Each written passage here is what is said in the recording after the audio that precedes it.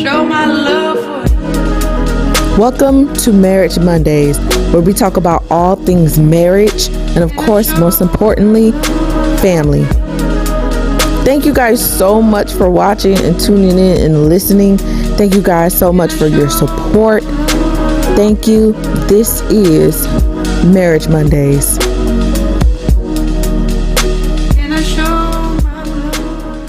Hey guys. Welcome back to the Love Show Podcast. This is Marriage Mondays. And today, we're going to be talking about, what are we going to talk about? God's plan for your kids and how to trust God with your kids. That's what we're going to talk about. So, keep on watching. Hey, babe. What up, though? I think the genuine consistency is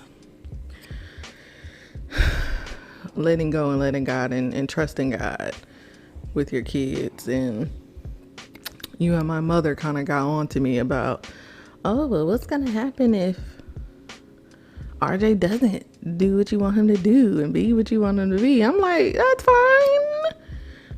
Like, y'all was stressing out. Like, he had to be what I wanted him to be. I did have this dream that I wanted him to be, you know, an athlete, because he's black in America. And at the time, the only thing that I cared about was money and wealth. And I'm like, hello, no brainer. Put him in sports. He might still do sports. I don't know. But I'm kind of already, I'm good with whatever he chooses to be, and not even him, what God says he needs to be and what he's supposed to do with his life. I'm very comfortable now. At first I was like, oh, we gotta get him in. But now I'm like, okay, now that I've come into the knowledge of Christ, I'm like, okay, it's not up to me what my child is. It's what God says. And I have to just make sure we have to make sure that we're obeying God and bringing him on the right path. But it's easy, but it's hard too at the same time, because it's like we don't know what the heck we're doing.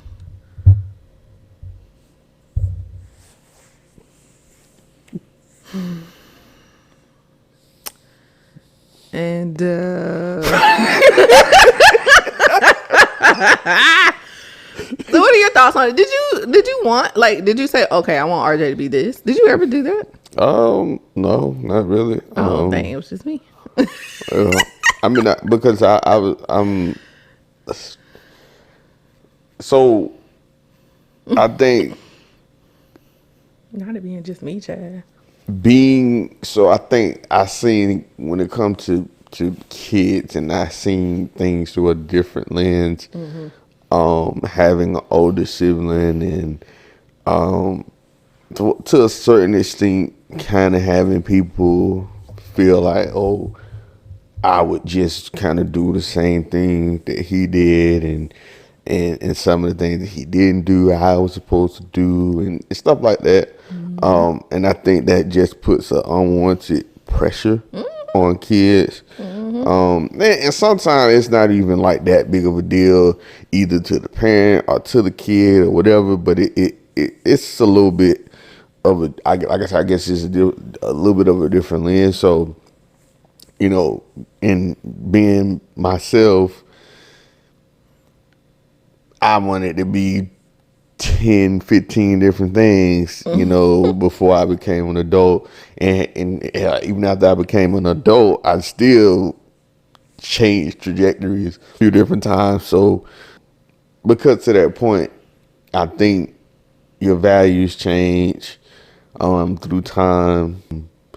And I think that's values and priorities change through time. Mm-hmm. And I think that's what ultimately kind of decides, especially when we talk about career and what you do with the majority of your adulthood. That is centered around your values and priorities. Mm-hmm. And those things that you really can't set for your child, you can, give your child a sense of belief. You can give them morals. You can teach those things, but you really can't teach values and priorities, because that can change with the time. That can change with what happens with their life, what they do. If they have kids or don't have kids, if they get married or don't get married, where they live and all that type of stuff. So those are the type of things that you just can't really teach. So you kind of gotta let your child just figure that out now. Yeah, I think the living vicariously through your kids thing is, I so get it, you know. I've only been not even 12 months on my rededication journey, and so I definitely get why parents do that. They didn't have it when they grew up, or they were devastated when they couldn't, go to prom or go off to college, even because some people were pregnant, or some people went to jail, or some people just life took a turn for a positive thing. Could have been that as well. Opportunity came around or something. But I think that, in a sense, I think it is a little sad to live vicariously through it, because I saw, like, one of the girls I was watching, how she wanted to make sure she gave her daughter, like, the prom that she never had, got her all the dresses and the limo and, all the nines. And it was kind of sad when she was sitting there after it was all over and was saying, like, I didn't get to do that, and I just wanted to make sure everything worked out for her. I don't know, I just saw the sadness in her face, because it's like, you did all of this, and did you even once ask your daughter if she wanted that? Did you even, like, she was stressing out so bad about it, and it's like, you probably didn't even have to do all that. But I understood when she was saying, like, I had to make sure she got the dress that I wanted and the whole nines that she wanted. And I get it, especially when you've been blessed to even buy your son a fancy tux, or buy your daughter a $2,000 dress. Like, especially if you got it and it's like, oh, this is my child. Like, yeah. And I never had it too. Yeah. But I think a lot of parents get in trouble with that, because that could either scar your child. You didn't even ask what they wanted. Yeah. And then I don't know how the kids are nowadays, but back in my day, we couldn't say nothing to our parents, or we're going to get backhanded. Like, you're being disrespectful. If I ever said, oh, well, I want this, or what about what I want? We would have got backhanded to next week. Yeah. And you don't even have to worry about it, because I'm going to slap you into next week. So I don't know how the kids are now. I feel like the Gen Zs are probably more expressive. This is what I want. I kind of selfish a little. But sometimes I think a conversation with your kid, like, well, what do you think? What do you want? What do you feel? Is that too? But I think it's a little sad when you try to live vicariously through your kids. I get it. I think sometimes what that is, we create a culture of ungratefulness with our kids, and entitlement with our kids. Sometimes when we try and give them the things that we didn't have, and we try to get them the world, whereas our parents, for the most part, they're definitely before them, it was to make sure that we had everything that we needed and everything we needed to succeed in life. And again, we were grounded when it came to, like I just said about the morals and things like that. That was kind of the big goal, at least, again, me coming up in my childhood. And of course, everything went perfect, but I think that was the big goal. And I think now you kind of seeing that turn to that point where the big goal is to make sure that you got all the material things, that or you go to the best school, or you go and you got this and you got that and all of that. And in what happens when doing all of that, and we discuss this all the time about the spoilation of it all, as you call RJ. And sometimes though you do, so even if, and I think, and maybe I could be playing myself a little bit, but I think that there is a possibility of having a spoiled child, but then they're also grateful. But I guess that's really what do you qualify as being spoiled? So some people feel like being spoiled is being ungrateful, and being is entitled, and just being a little brat, that's being spoiled. But I think that you can get majority of the things that you want, or almost everything that you want, but still be grateful for it. And I think that's kind of how, if I had to imagine, I think that's how God would want it. He could give you all the riches of the world, but you still be grateful. And I think that's possible, but we have to instill that moral in our kids, because that, again, that would be godly. God doesn't necessarily want us to be, poor and struggling and all this type of stuff, maybe for a season or maybe for a time, but I don't feel like God would want us to be that forever. But at the same time, if that's where you need to be, maybe to learn a lesson or whatever, then that's what it's going to be.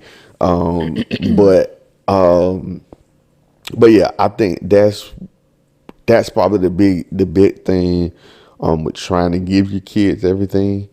And like I said, if we want to be as godly as possible, it's again, teach those godly morals.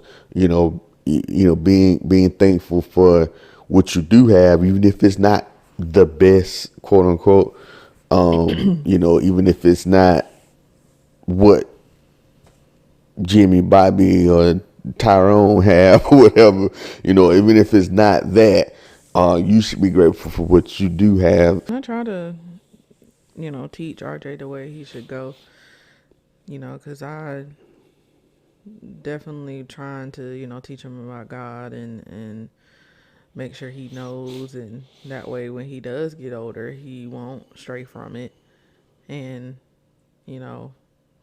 at the end of the day, like, yeah, I don't see it for your boy right now with the spoilation of it all. But I know that if he has God when he gets older, he'll be okay.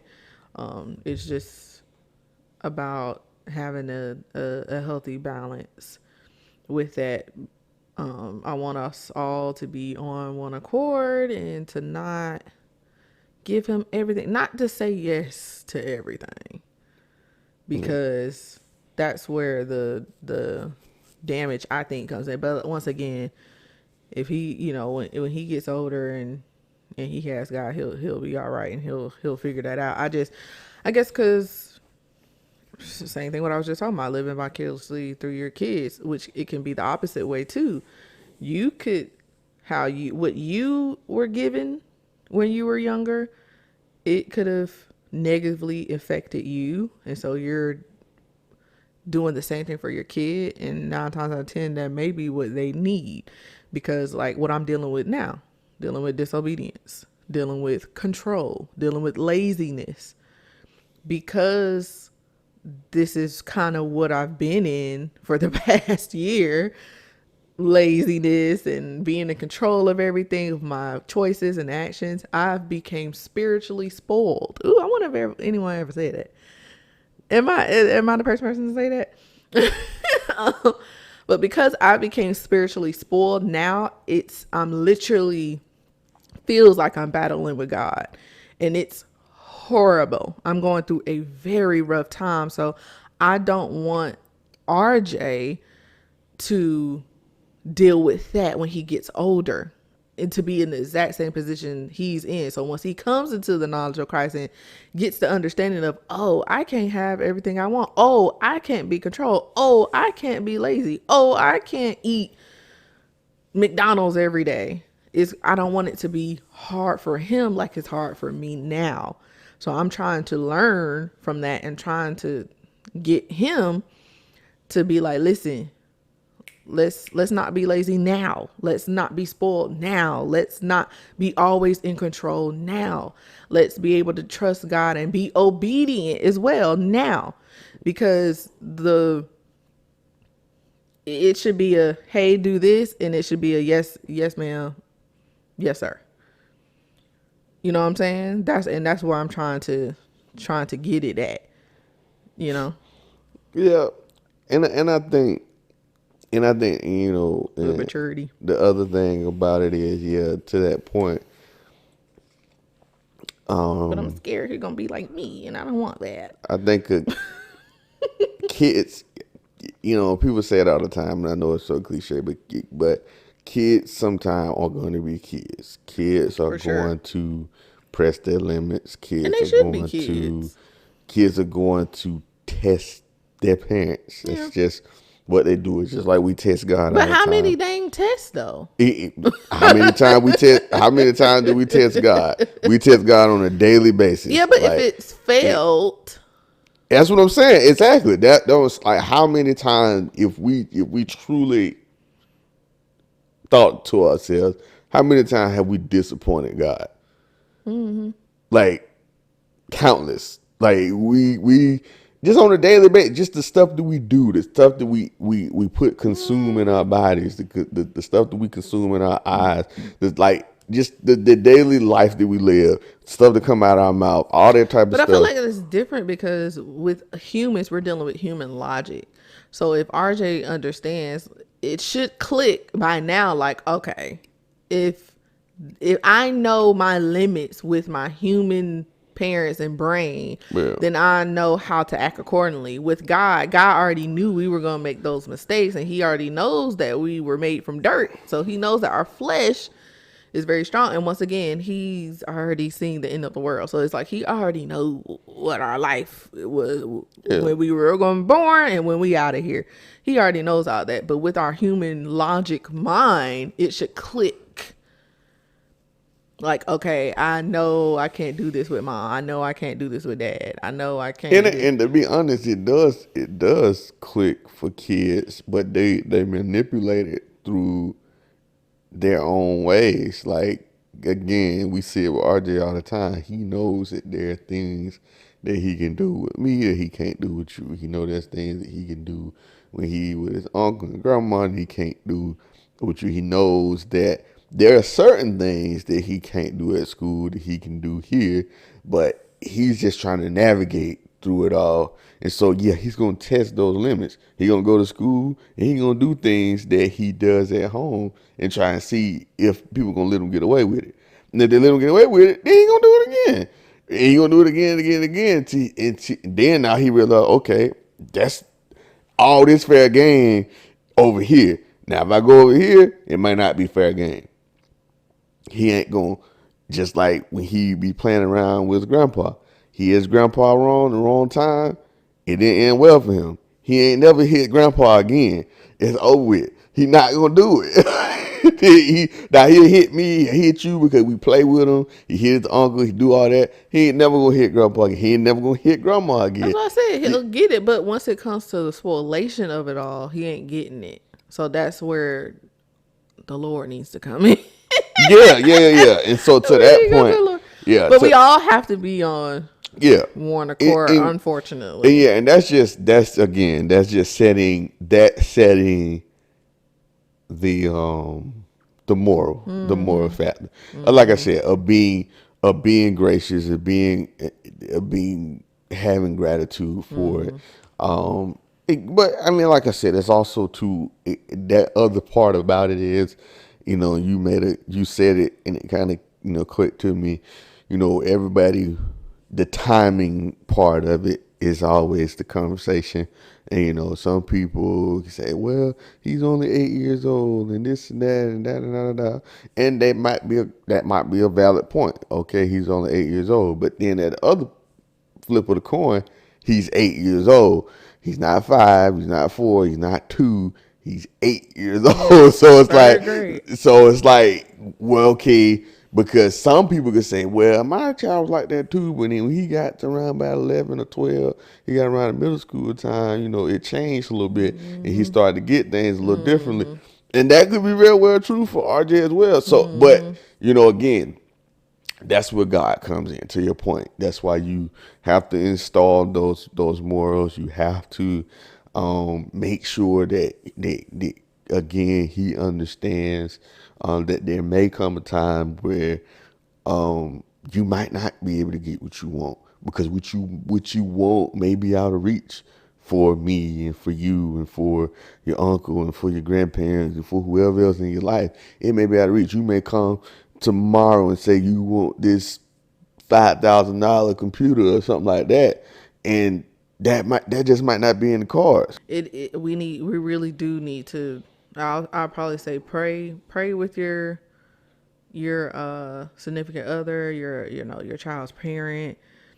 Y'all need to start holding hands and praying together about your child and saying, Lord, what do you want us to do? And he will tell you what to do. Because understandably, like I said, we have to know, what is that thin line between giving our child all the things that we didn't have and then spoiling them because we have it. I always wanted bubbles when I was younger, and I loved going to weddings because there were bubbles there and all that. And I was just watching RJ the other day, and he was just playing with all these bubbles. He just has bubbles at his disposal. And I was just sitting there wow, thank you, God, that we were able to even get him all of these bubbles. But of course, he will never understand what I went through as a child. I always wanted bubbles. I wish I had that and I didn't get it. Yeah. But he won't understand that because he has it. You know what I'm saying? But I was very grateful. I'm like, thank you, God, that we were able to provide him with all of these bubbles. But like I said, it's just, we have to find that healthy balance of getting him the things that we never had, and then also not spoiling them. Cause if y'all could see all the cars, it's ridiculous. I think, and I told you before, and all the tracks. I know y'all can see them tracks back there. It's a little bit of a he need maybe 10 cars and maybe 10 monster trucks and one racetrack. That's preposterous. And maybe 5 games. That is preposterous. And one game system. That's preposterous. See what I'm saying, y'all? But y'all, but I will say this, and I know it's a little bit going down the rabbit hole, but even talking about my childhood, because I as a kid, I didn't have everything, but I also, I guess for whatever reason, I don't know, again, I guess it was just instilled in me, and it was kind of, I didn't ask for crazy, I felt wasn't crazy stuff. And for the most part, I got what I wanted. Yeah. And and the reason why I say it's preposterous about the car, because I had a big tub full of cars, when I was a child. And I feel like, again, that's you talking about. And back then, they was on 25 cents a car. Now they $1, but still, and, obviously, times have changed and money has changed. But even in still, so when it comes to the car, toys and stuff like that, video games, again, most every video game that came out every year, with sports games, stuff like that, me and my brother played. We got them, and so, and maybe it did create maybe that's why I had that rough patch as a teenager, and into my early 20s. But I think I turned out okay. But that rough patch, I to that point, to your point, I wouldn't want RJ to go through that rough patch. I wouldn't want him to have to go through some of the things that I went through, because there was a time where I just the wants became bigger, and I wasn't able to get them. And Yeah, and let that's it. go of the things that you want your child to be, unless, like you said, it's a Oh, moral thing. Like, obviously you want them to be successful and healthy and all that, but I'm talking about if you have a real unhealthy thing for your kids, let go of that child, let go of it, because only God knows where they need to be, and he will guide them in the right direction. Y'all just have to make sure that you're on one accord with God, and you know, like you said, don't worry about anything, pray about everything, and especially pray for that obedience and making sure that you do what needs to be done for your kids, and to ultimately set them up for success. But all right, guys, this has been another episode of Marriage Monday. I hope you guys enjoyed that. Make sure you're always praying for your kids, man. Make sure you're always praying for your kids, and make sure you let go of your expectations of them and let God. Let God take control with your kids, and you will be surprised. You will be surprised in a good way, because God does not fail, and His way is the best way. Well, anything else, babe? oh. All right, guys. See y'all next time. Bye.